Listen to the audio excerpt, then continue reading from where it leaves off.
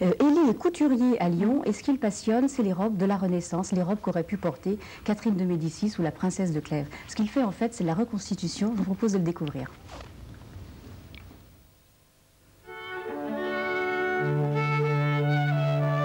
Diane de France, Marguerite de Valois, Gabrielle d'Estrées, toutes les robes des belles dames de la Renaissance revivent grâce à Élie, un couturier lyonnais devenu costumier de l'histoire.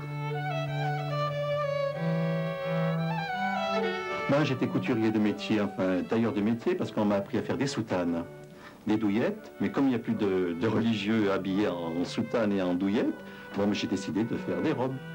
Et j'ai appris tout seul, là, les robes, personne ne m'a aidé à apprendre. Voilà. Et pour commencer à faire la première robe, j'ai démonté. Je mets de la ouate pour faire le ballonnet, par exemple. Mais de ce temps-là, ils ne mettaient pas de la ouate. Comment ça pouvait tenir? Et vous avez des époques privilégiées quand même.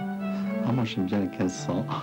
Mère de Craponne-sur-Arzon, par exemple. Mais alors, on partit. Plus de recherches que d'autres dont vous êtes plus particulièrement fiers. Ben, la robe de Marie de Médicis, la première robe, j'ai mis ça. La Renaissance, les robes qu'aurait pu porter Catherine de Médicis ou la princesse de Clèves. Ce qu'il fait en fait, c'est la reconstitution. Je vous propose de le découvrir.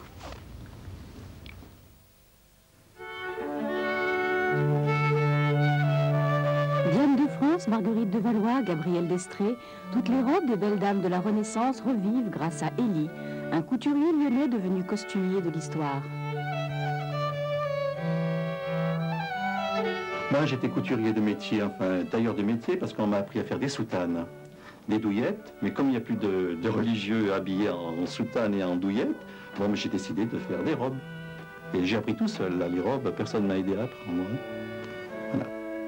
Et pour commencer à faire la première robe, j'ai démonté les rideaux de ma chambre pour couper une première robe. Et c'est là que j'ai débuté. Moi, dans les manches, je mets de la ouate pour faire le ballonnet, par exemple. Mais de ce temps-là, ils ne mettaient pas de la ouate. Comment ça pouvait tenir? Et vous avez des époques privilégiées quand même. Ah, moi, j'aime bien les 1500. Renaissance, j'aime beaucoup.